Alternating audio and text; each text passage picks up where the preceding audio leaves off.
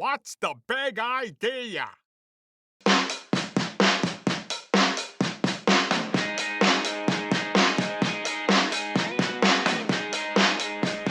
right, and we are here again. My name is Zuby, and we are here with another edition of Volleyballogy Uncensored. And once again, this one I'm on my own again because we wanted to bring you another player pep talk. And don't be fooled by the name, folks. These player pep talks are not just for players; they're also for coaches, parents, and really for anybody who's just looking to excel at what they want to do.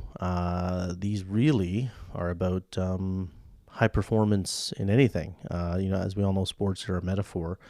So if you're a player, a parent, or anybody who wants to really do well at anything, hopefully you get something from these episodes, and especially, of course, obviously, if you're a player. This player pep talk is about being your best, not the best, okay? And I think it's good. It's an important topic, I think, because these days we are sort of getting inundated with images of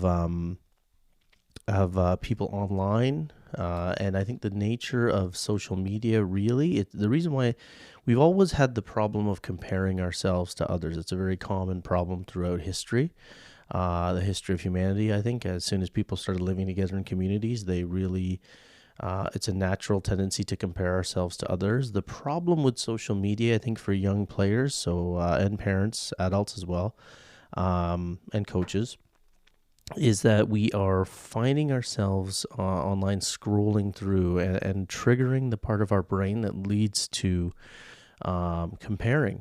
Just by definition, not only are we comparing other people's posts, or individuals post to other people online, we're also, of course, activating that part of our brain that is comparing, and it leads to us comparing ourselves more to other people. And the problem with that is that it is when you compare yourself to others, it's a race you cannot win, because there will always be someone better than you, first of all, at things somewhere, whether it's now, later in life, as you age, or when you move to new settings. But also, it's sort of, we're going to talk about this more in depth later, but think of how crazy it is that we compare ourselves, our inner selves, right? Because we only have the perspective of inner thoughts for ourselves. So think of how ludicrous it is that we compare our inner selves, our inner thoughts, to the exteriors of others, because that's all we see of them is their exterior.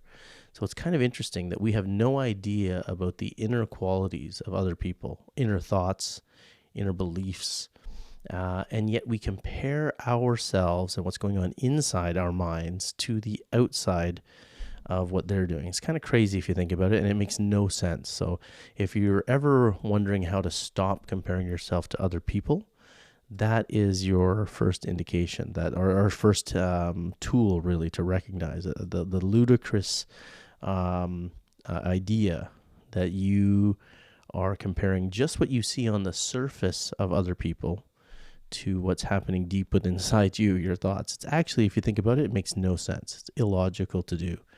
So that's one of the things that we're going to talk about more in depth later. But the early steps, so one of the things that we're seeing across society, whether it's with young players, parents, everybody really all across the board, is people are more frustrated now than they have been in the past. I think we all know this, right? People are quick to anger, short fuse, high temper, like higher anger levels. And that's generally caused because of the fact that we are, again, comparing ourselves leads to frustration. And the problem really, like the title of this pep talk, is that we're actually misguided, and our attempts are to be the best rather than our best, okay?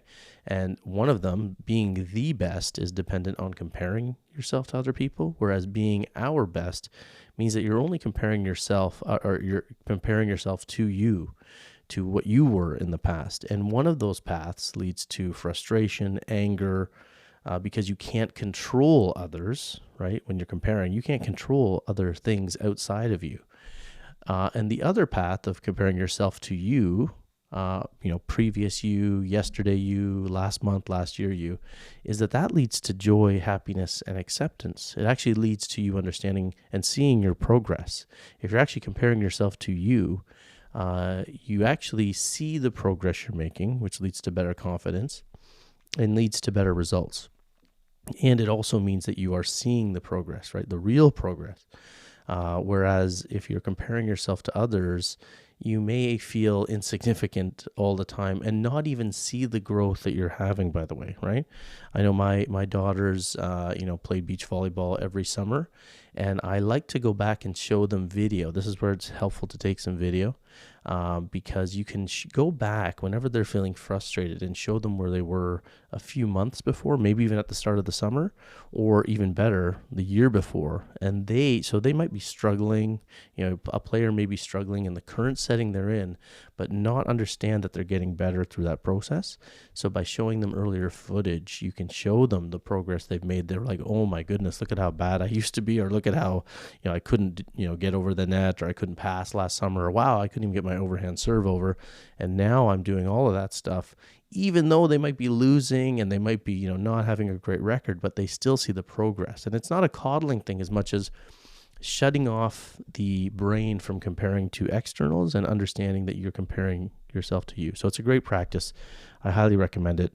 And again, once you shift it over to looking at where you were in the past, then you are, you're going to see improvement and feel better about what you are doing. Because we never see growth, really.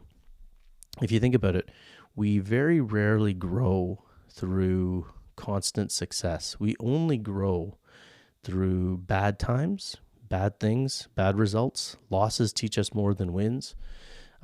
So if you are in that state, it can be frustrating if you are losing or suffering or going through a hard time, because what you're not seeing is the growth that's happening through that hard time, right? And the only way you'll see growth is looking back at yourself and seeing where you were, whether it's in life and in a sport. So it's very important to check in, see yourself, be aware of where you were, be aware of where you are. But it's very difficult to do. And again, like I said, as we go through this social media world, we're really triggering that comparative part of our brain, external comparisons rather than internal comparisons of who we were. So keep that in mind. If you are on your phone a lot, just understand what's happening as you're scrolling. You don't have to stop. I'm not one of those people that think that the phone is like the devil. I understand that it's, every generation has had its technology. There was a time where people were worried that kids were reading books too much, believe it or not, because they thought they weren't interacting with the real world. So every new technology and through the history of time has been, detrimental for the kids, and the adults were always trying to stomp it out because it's not what they grew up with. So the phone is here, and it's probably here for a while, or if something replaces it, it'll be, even worse for attention spans. But if you can understand what the phone is doing to you, and what social media is doing to you in terms of, triggering different parts. We call it FOMO, the fear of missing out. That's the thing that everybody talks about. But really what that means is that you're turning on the part of your brain that is teaching you to compare yourself to unrealistic versions of externals. So you're looking at everybody's fake external life. That's two whammies. It's fake and it's external to you.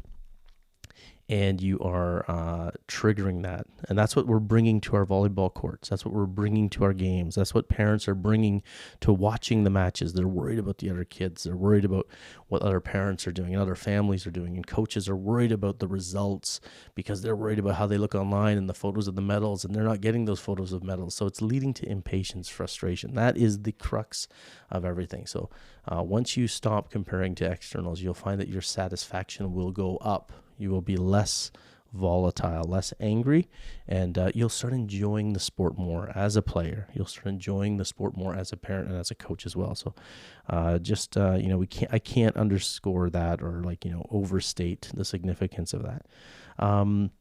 So again, wanting to be our best, not the best. The one path leads to frustration, dissatisfaction. The other will lead to self-awareness and pride. I talked about how crazy it is so one other thing I like to talk about when I tell players this is that, you are not only is it crazy to compare, their external, whatever image they're portraying. Because let's face it, we all put on a bit of an act when we're out in public. We all put on a brave face. And this is why other kids look at other kids and they think, man, I wish I had it together like that kid. But you don't know that that kid's inner, thoughts and voice or is negative, or that they have a lot of turmoil in their world. We all think that everybody has the perfect life, but when we dig in, we find that everybody has their crap and everybody has their issues and problems and hardships. On the outside, things look great, but very seldom is it as simple as what we see on the outside. So not only is it, that simple exterior that we are looking at, but think of it this way too. You are comparing your results. This is for someone externally focused. You're comparing your results or your level of play to someone who has different genetics than you, okay, like different parents, different background, different life experiences than you, and different mindset than you, right? Like it's literally crazy to want to be where someone else is, either above, below, whatever, if they have had totally different life stories than we've had. And even if their life story is roughly similar or their setup, again, then you have genetics and who they are, who you are. When they think about when you peak, when they peak, those are all very different times and very different things for different people. So again, just to add to the futility of comparison, I always like to tell people and compare it to sprinters. I always picture someone running a 100-meter race in the Olympics or, on a track meet. And think about the runner that's constantly looking sideways at the other lanes versus the runner that is focused on what they're doing, focused on their breathing, their movement, their relaxation, and how and their goal, like their finish line, their short-term goals. The one that's looking forward and thinking about what they're doing tends to run the better race than the person looking side to side. And I love track too because it's a world of personal bests, right? We always like that. They love that terminology in track and field. Personal bests. They don't care about if they win the race necessarily. They're always comparing themselves to themselves. So it's a very good sport to look at for volleyball players because it really teaches you to focus on your lane, literally, and to focus on what you are doing as a performer. If you run a personal best in any, event like swimming, running, those types of sports that are against the clock, that's what you want. And the medals and the victories take care of themselves if you are doing those things. It is literally impossible to succeed in anything, business, life, sport, if you are constantly worried about something outside. It is literally a distraction that takes you away from the goal. And that's why the best athletes in timed sports like to think about things like personal bests and staying in their lane. Because the minute you start looking around, it's poison, and you've already proven that you are not going to be the best at the highest level. It's literally impossible because the best players, this is why they're not toxic, by the way, right? Toxic, insecure players who bully other players, these are not winners. They might be at a certain level, but they won't be at the top level because by definition, they are putting on an act of superiority. And what that means is they're already focused on exterior things, symbolic things, superficial things, rather than internal, deep things. And this is why when you meet a high-level athlete or when you meet anybody who's a success in any field, they tend to be less judgmental of others and less rude. Right? They tend not to be jerks when they've succeeded at the highest levels because they have a patience in them, a tolerance in them, an understanding for process, and they don't, their excellent standard is not based on an artificial external thing they see. So here's what losers do. Sorry to use the word losers, but it's true. Losers look at the signs of success they see on the outside and they try to replicate them. Winners tend to not worry about that stuff and just work hard. They do the internal things, the hard things, and they become great that way. So in other words, the phonies or the pretenders, and I like to call it, when I see young volleyball players that are treating other volleyball players like crap, especially at junior levels, I know that they don't have the ingredients to succeed at the highest levels because they're proving it in their behavior. They're proving that they are worried about externals, and that they are building success based on what they think success is, which is being, acting a certain way. Whereas the humble kid that might be suffering, even might be at the end of the bench, by the way, if they're doing the right things and not worried, they're too busy working, in other words, to be comparing themselves to others, and too busy working to make other people feel like crap, because they have a healthy balance of confidence building, that, the confidence that means that you don't want to make or need to make other people feel bad to feel good about yourself, and humility, right? Humility and confidence, it's a fine line. If you're too humble, then it's hard to ever believe that you deserve good things. And if you're too confident, I call it arrogance. I don't even think it's the same thing. But you want that confidence mixed with humility that keeps you working hard on one hand, but also understand that you deserve good things and that you can win rallies and you can block the ball and you can do these things. So it's a very fine line between those two. And it's very important to have a good, healthy balance of both. And that only comes really from analysis and understanding the interior stuff that it takes, or the interior things you need to do to go to the next level for you, not because everybody else is doing it, but because you couldn't do it yesterday, if that makes sense. So compare yourself to the day before kind of thing. So there will always be someone better. That's another reason why it's a dangerous thing. If you've triggered the comparisons with others in your life, let's suppose you're the best player on your team, you're the best player in your club, maybe you're the best team in the region or in your area, you will move to a level where there are people better than you, and that is a recipe for disaster. Because if you've already triggered this comparison thing, I'm the best player here, I'm the best. We know. Maybe sometimes we felt that. Maybe we have teammates that we can see are thinking that about themselves. The problem with that is it's a tendency. And, our brains are very interesting things. So if your brain is hardwired to do that, and if it's like firing those synapses, your brain likes to do the thing that it's used to doing, right? The path of least resistance, we call that. So you are burning those neural pathways of comparison. And then when you meet that player or that team or that, coach who doesn't think you're good, or you're not feeling as good as other players on the team, because you've been firing those comparison synapses so much, you're going to fall into that, and you're going to, you could collapse. You could mentally collapse. You will feel awful because, again, you're not used to focusing on you. You're used to comparing you to others. So it's a very dangerous quality, and you want to turn that off. And I'll tell you how you can do that in a couple of minutes. So there'll always be someone better than you. It's distracting to focus on them. It means that you're focused on the exterior, like I said several times. Goal is to focus on interior things.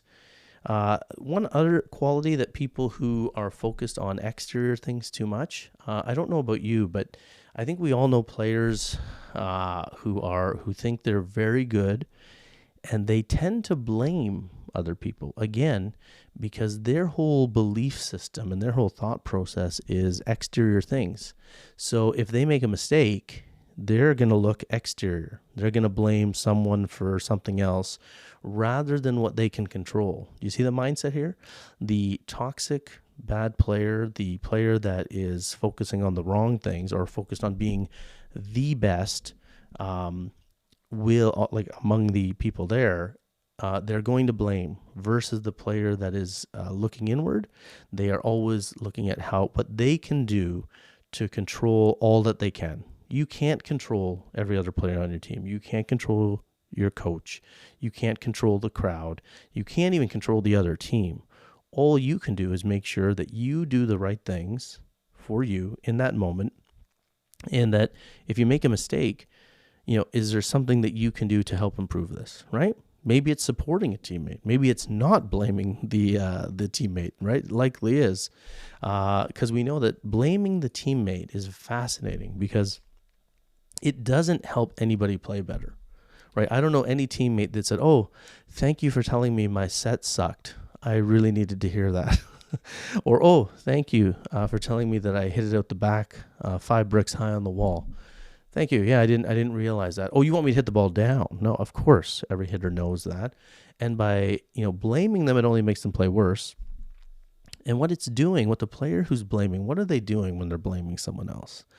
They're really, not only are they, they're so worried about themselves and them being the best, that they are going to make a public display to blame someone else, so they look better on the to everybody watching, right? Whether it's teammates, audience, coaches, whatever. So that's really what's behind blame, right?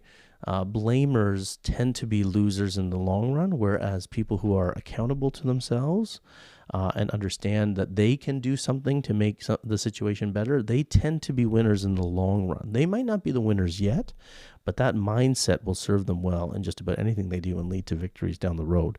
Like I said, the victories, when I mean victories, I mean growth. And you find that they tend to be the better players anyway. So if you want to think about real success, real greatness, it is a long process. It may mean that you're not even the best player on the team, by the way. So young players listening, if you're 15, 16 years old and struggling with playing time, but you have the work ethic, in other words, you want to get somewhere and you are willing to work hard, then that's going to go far. Don't forget, volleyball is a sport where players peak at the age of 28. Maybe a touch younger for female athletes, but not really, because by the time, as long as you keep playing and keep training and keep playing somewhere even, a lot of athletes peak late in life in volleyball. So if you want to do that, by the way, I don't think that every kid needs to go. We're going to talk about this in other episodes, but I don't think that every kid necessarily, you really have to think long and hard if you want to go to varsity and play, because these days it's very demanding. And you also need to think long and hard. Like if you want to go professionally, that's a whole different world. Like when I played, it was like, living very thin and living very, not a glamorous life by any means, unless you are the very thin sliver of the top athletes that go get a great paycheck. You're going to need to make sacrifices to play at a high level. You're going to train when other people aren't training, and it's not as fun as people think. But just food for thought when it comes to other stuff. But the bottom line is, if you're a blamer, you're not going to go very far, because that really does tell you. And scouts see this, by the way, right? People, post-secondary coaches, good coaches will see this right away in an athlete. Are you a blamer or are you accountable, right? Are you someone who makes teammates feel like crap because of your own insecurities, or are you someone who is confident enough to look in at yourself and see what you can or can't do, or what you are or aren't doing, right? So very important one. Winners are accountable. And, like I said, this is really about life. Like we can, in any situation in life, take it off the court. We know people that constantly blame other people when something goes wrong in life. And they tend not to fix anything, and the problems keep happening. Because if you're always blaming external things or external factors on your success or lack of success, then you're probably not going to have too many wins in life, because the only thing you can control is you. And people who understand that in business and life, they tend to, it makes them work harder, right? People who are worried about their role in every situation work hard. People who blame others tend not to work hard, because they're too busy. They're waiting. They're watching other people, right? They're not worried about being their best. They're worried about other things that are external to them. They're not worried about self-betterment because they don't feel they have to, because it's everybody else's fault. So if you are one of these people that the first thing you do is, well, I couldn't do this because of that. Well, I couldn't do that because of this. Well, this didn't happen because of that teacher or that coach. Excuse me. You got to lose that. You got to look at yourself and understand that, I'm going to have bad coaches. I'm going to have bad teammates. I'm going to have, maybe I'll be the bad teammate someday. I'm going to have bad situations in life. What can I do in every situation to make things better? And people who live like that generally are happier anyway. Because imagine that, imagine going through your whole life, like you're young now, and maybe you're an adult too, but you still got a lot of years left. Imagine living every day hoping that people aren't idiots today. You'll get tired waiting for the day where people are not, people stop being unfair. People start treating you like if their day revolves around you. It's not going to happen, right? Everybody's trapped in their own story. You know how you feel about your life? You know how you feel about your day right now? That's how everybody else feels about their day. You know those cars that you see on the highway? There's like millions of cars, thousands of cars. Every vehicle that you see, they're living their own little movie, okay? Just like you're living yours. So there's no sense in blaming these other people for not catering to you, right? You need to understand that you are making your own life and you are making your own story, and you're making your own movie here, okay? And you're the director, producer, and the star. So it's on you, right? And the more you live like that, the less you tend to be a happier person, because you're literally making something happen. So if anything matters to you, whether it's volleyball, something else, excuse me, if it matters to you, then put in the necessary work to make you better than you were the day before. And by cultivating that belief and mindset, you will stop looking at other people and stop comparing yourself to others. It is honestly, and the reason why I'm going on about it is the single biggest problem in our society today. The fact that people are comparing themselves to other people, and it's totally getting, accelerated by social media. Kids, if you can stop this quality, you will find that you will be happier. Your anxieties will go down. Your stress will go down. You will, even in school, it teaches us to compare ourselves to other people, right? It's garbage. Don't fall for it. School is wonderful because the work you put in is what you'll get out of it, right? Even if you have a crappy teacher, don't worry about it. It's going to happen in life. You're going to have crappy people who are in charge of you. You're going to have crappy supervisors, crappy coaches. Your job is to control what you can in any situation, okay? So just keep that in mind. You're in charge of your destiny. You really are, right? I mean, I hate to jump in with life is what you make it, but that's so true. These old sayings that people used to say to us, and we put on t-shirts and we never really thought about, are so true. What you put in is what you get out. Life is what you make it, right? Situations are what you make it, not what other people, they don't dictate how your life's going to go or how your season's going to go. You have a lot of control over it. I know, by the way, there's crazy coaches and there's a lot of people, we do other episodes on that. I get it. But there is a way that you can take situations and make them, still grow through them. And like I always say to people, we only grow through crappy times. So just don't forget that. We don't see it in crappy times, but we do grow. I can tell you the story when I was playing my first year of varsity. I was 17 years old when I went to university, and I made the varsity team, and I was very happy. And this is back in a time where everybody else was 19 years old when they started post-secondary. And so I was 2 years younger than everybody else. I made the team, and I just felt awful. The first few months, I was like, I'm going to quit volleyball, because I was like, couldn't play the way I wanted. I couldn't hit like I did in high school, it felt, and I couldn't serve the way I couldn't pass. I was terrified of getting hard serves at me. And at Christmas time, December rolled around, the holidays, and I was just like, I'm going to quit volleyball. Honestly, I was not liking it. We were practicing 4 or 5 days a week, and I had school and the whole adjustment of moving away from home. So I was convinced that I was getting worse at volleyball. I was just felt like I was the worst player on the team. I probably was. Well, I mean, I got to start, so I wasn't that bad. I was able to play, so I should be grateful. See, there's another thing, being grateful.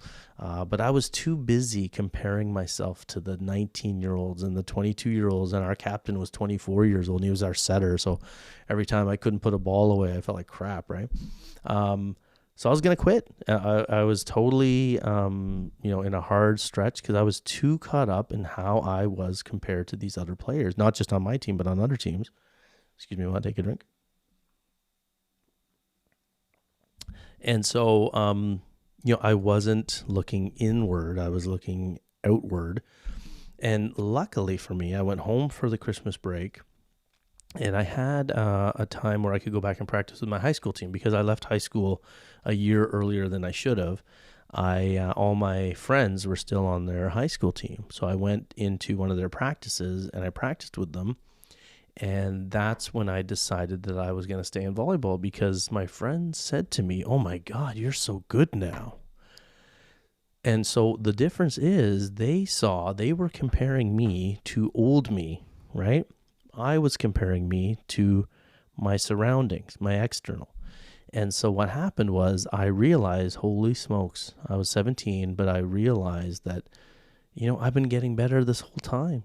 Even though I thought I was sucking, and I thought I was getting better, and I wasn't seeing it because I was too busy focusing on my competition, my teammates, new teammates, rather than focusing on where I was last year, where I was a few months ago. And through all these bad times, all these facing these bigger, stronger servers, thinking too much during my spike approach, worried about messing up, not messing up, I was not seeing the big picture, or even, maybe the small picture of me, right? I wasn't seeing or thinking internally. So I remember it. I went back after that Christmas break with a realization that, wow, so I'm getting better through all this crap. I thought I was having the worst volleyball season of my life, but I was actually getting better as a player. Probably, I mean, definitely getting better mentally too. Like, of course I'm getting, I'm getting aced. I'm getting, shanking the ball, and worried about all these things. But through every bad one of those things, I'm getting reps. I'm seeing better serves. I'm seeing better blockers. I'm, playing against better competition here.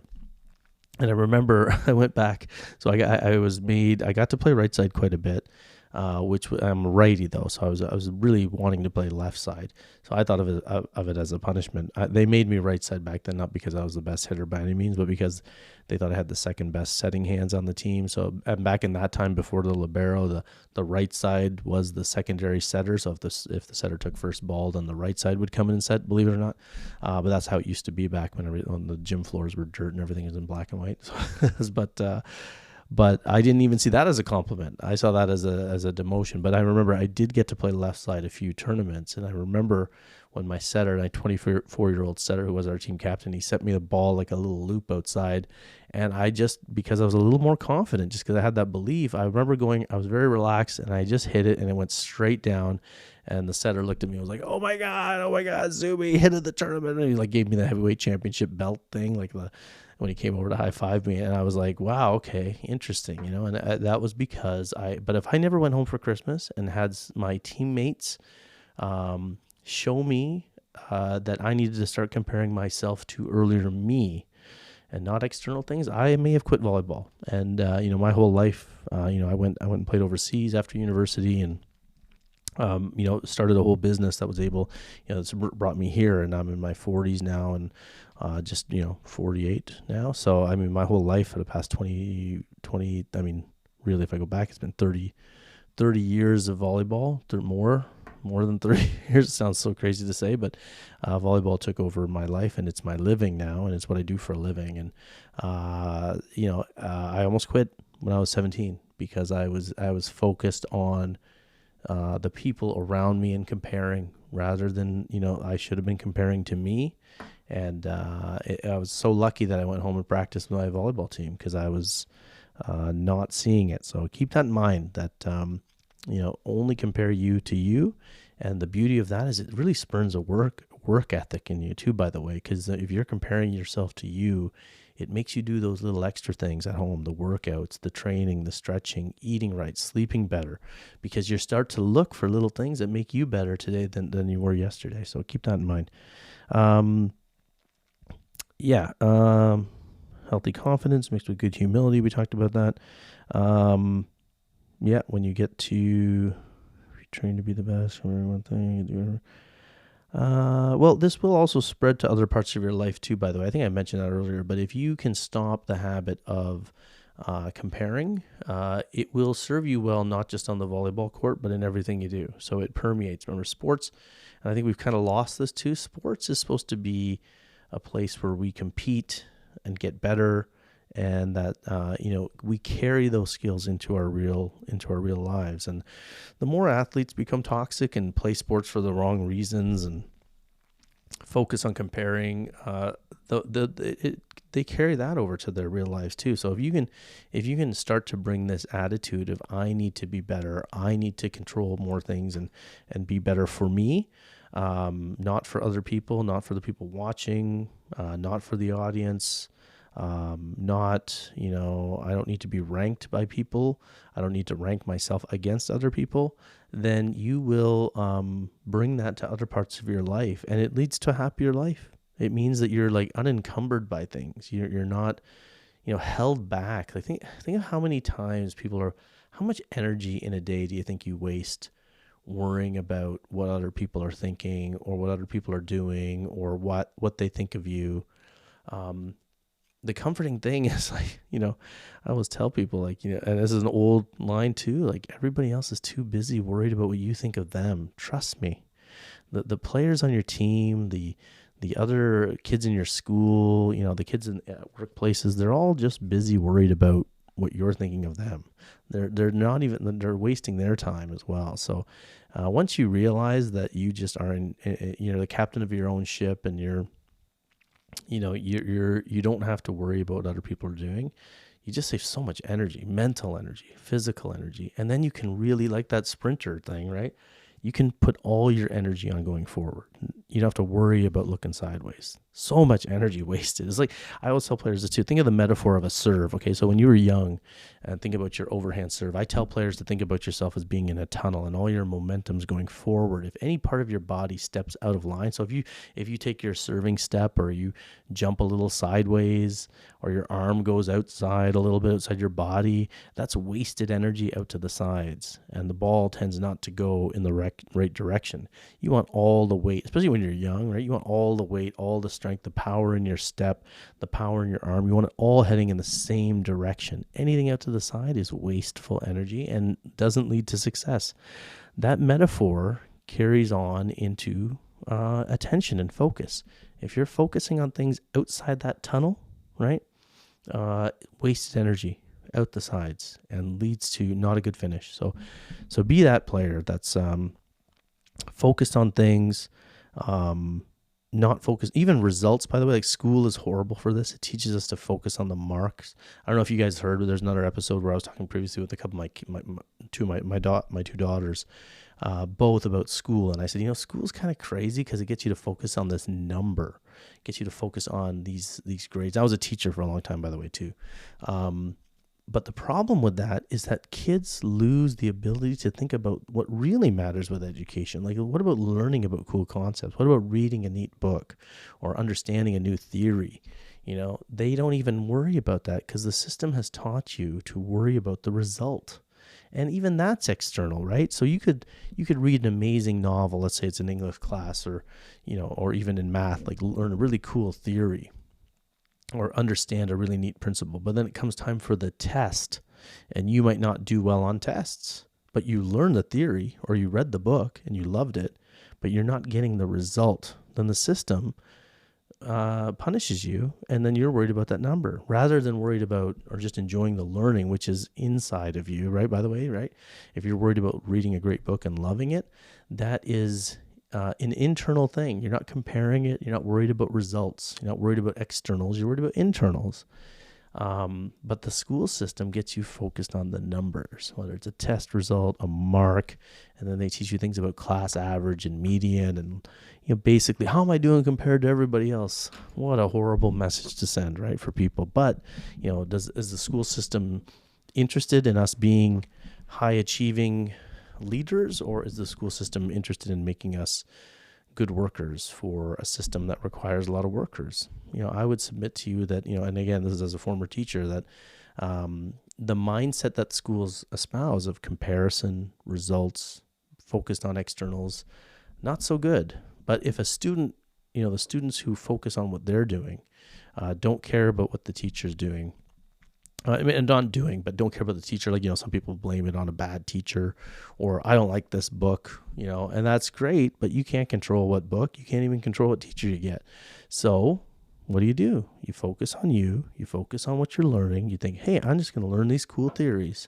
And then odds are, by the end of the year, the person who's done that, just like the athlete who does that, tends to get better results anyway, because they're only worried about what they're doing, not the external. Am I beating a dead horse? I might be beating a dead horse. I don't know. But I think it's such an important topic, and players sometimes make this mistake. And I see young people, I see parents doing it, coaches more than ever before, where they are comparing, and they're not understanding that they're looking at external fake cues to gauge, their own performance and compare it with whatever some person's doing on the outside that's fake.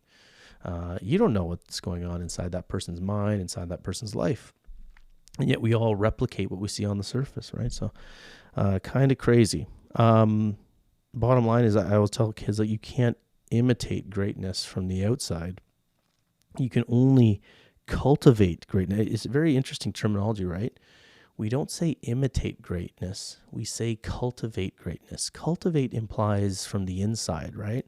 Like think about gardening. When you're cultivating something, you're turning over the soil. It's very focused on the depth of the soil and turning it over in the soil. It comes from the soil. Versus imitating greatness is not the same.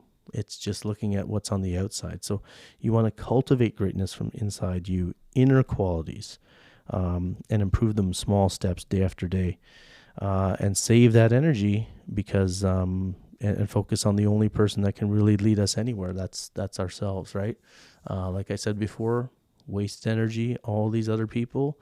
There's one person that you need to save all your energy for, and that's you, right? And this isn't a selfish thinking thing. It's just a physics thing. If you don't take care of yourself and the things you're doing, and you're wasting time and energy looking at what everybody else is doing, then you are the one who's going to suffer in the long run. So make sure that you spend time doing what matters to you and doing what you need to do to get to where you want to go. Again, not everybody wants to go to the highest level. Maybe your goal is to just be doing reach a certain level. Well, make sure you're putting, no matter what level you want to get to, make sure you're putting in the right amount of work. And the only way to make sure you're putting in the right amount of work is to start monitoring what you're doing, thinking about what you're doing, and don't waste time on other people. You'll be happier, and I guarantee you'll have more success, and you'll be happier in general and better at what you do. Sound good? So that's it. That's our player pep talk. Hopefully parents and coaches got something useful out of it, and we'll be back next week. But I think all three of the guys will be here. Meech and Eric aren't here today. Like I said, we mix in these player pep talks once in a while just so I can talk sort of like in a huddle, or what I would say to a team when I'm seeing issues pop up. So that's what these are. But parents and coaches get a lot from them too. So hopefully you enjoyed this one, and we'll see you next time on Volleyballogy.